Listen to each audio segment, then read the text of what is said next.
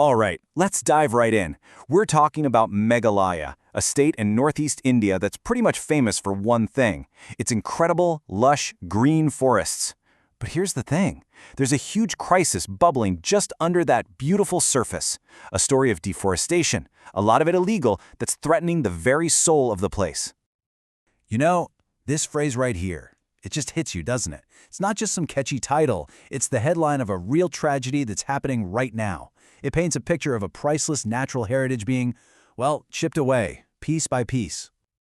And that's really the heart of the problem we're digging into. You've got this image of Meghalaya as a green paradise, right? But the reality on the ground is that its forests are vanishing. And fast. We're talking about potentially irreversible damage, so the stakes, they are incredibly high. Okay, so first up, let's really get into the anatomy of this crisis. Let's look at what this loss actually means, because, this isn't just about trees disappearing. It's about a whole domino effect that's hitting people's lives hard. See, this isn't some far-off abstract thing. The consequences are real and they're devastating. When you chop down the trees, the soil has nothing to hold on to, and that leads to deadly landslides. Those natural springs that people have relied on for water for, well, forever, they're literally drying up.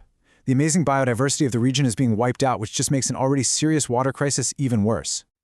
So, the most obvious question, right?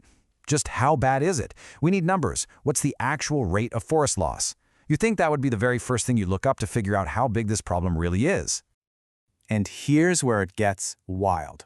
The government doesn't publish this data. Seriously.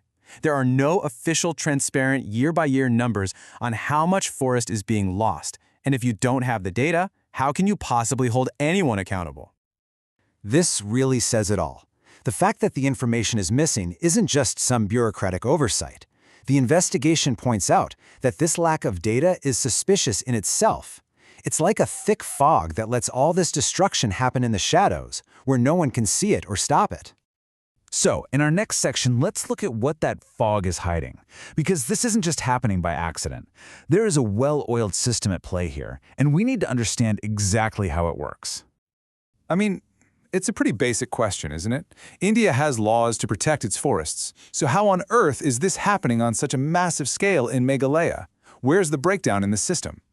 And here it is, laid out plain and simple.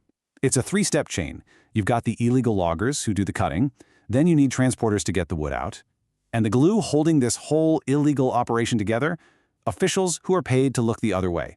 It's a classic, textbook example of corruption. And this, right here, is the absolute core of the issue. The whole system keeps running because there's just no political will to go after the big fish, the people at the top of this timber mafia. If you only ever catch the small guys, there's no real deterrent. The cycle just keeps on spinning. Now, all this corruption isn't happening in a vacuum. It's being fueled by huge demand. On one side, you've got a booming, pretty much unregulated construction industry that is hungry for timber. And on the other, you have rural families who often have no other choice but to use firewood to cook and stay warm. It's a perfect storm that keeps the illegal logging business profitable. Okay, so after hearing all of that, it would be really easy to just feel hopeless. But the analysis here also lays out a really clear path forward. So this next section is all about solutions, and it's framed as a toolkit for the people who are actually on the front lines of this crisis.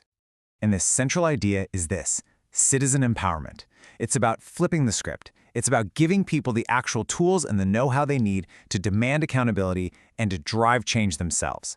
We're talking about change from the ground up, not waiting for someone else to step in. So what's in this toolkit?